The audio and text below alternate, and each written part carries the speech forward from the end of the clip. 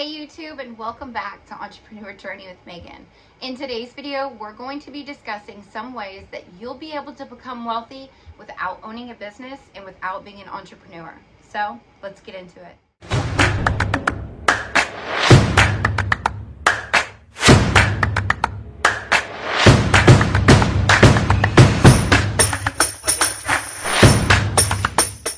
Hey everyone, and welcome back to Entrepreneur Journey with Megan. I'm really excited about this video because not everybody has a business and not everyone is an entrepreneur, but I think everyone does want to be wealthy or rich. In this video, we're going to be discussing some ways that even you can become rich and wealthy without owning a business or without being an entrepreneur. So let's get right to it. Now, I would like to ask if you are relating with my information and you do love my content, if you could please, if you're not already, subscribe and hit that notification bell and smash that like button so that way we can all stay on this journey together. So let's get right to it. So tip number one on our list is money management. How well do you manage your money? Are you living paycheck to paycheck? Or are you unnecessarily spending on things that you know you do not need? Are you even aware how to manage your money? Now, you're probably wondering, how can you get wealthy if you don't own a business or if you're not an entrepreneur to where you have multiple streams of income? Now, all of those things are wonderful and they're amazing. And yes, over time, they do build wealth. But certain things that the business owners and entrepreneurs do, and wealthy people, once they accumulate their wealth, continue to do, is what creates a wealthy person and what will allow you to become rich. Managing your money is the way to obtain and maintain your wealth. The second tip on our list is who controls who? Does your money control you, or do you control your money?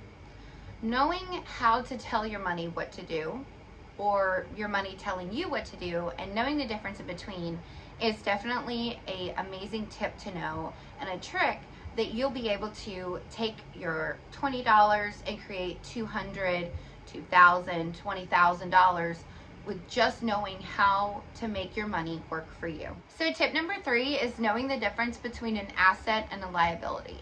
So an asset is something that you can purchase that would create recurring revenue for you.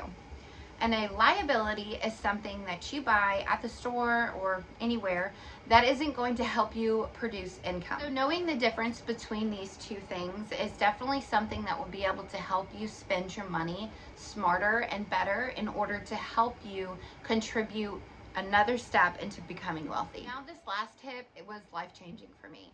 This is something that I learned actually a few days ago, and I just had to share it with you guys. So there's a secret equation to becoming wealthy, and it actually makes so much sense. You take your income and you subtract your expenses. Now that equals your savings and your assets. Now, how are we supposed to take this equation and become wealthy? Well, if you have, let's say, $50,000 a year and your annual expenses comes up to about $30,000 a year, well, you have $20,000 left over to split in between investments and savings, because you always want to have some emergency savings so it doesn't take up from your actual day-to-day life, right? So let's just pause right there. Now, what do we add and what do we take away to this equation in order to create more money for our savings or our investments, which helps create wealth, right? Other than just our regular income, because we do have to pay rent and utilities and car notes and everything else, food. With the cost of eggs, that's kind of crazy, right? So we have to think about these things when we're taking apart this equation. So here's the secret. You need to find something to help add more income. So let's say you created a side hustle or you got a second job, and you added an additional $25,000 to that original $50,000 annual income.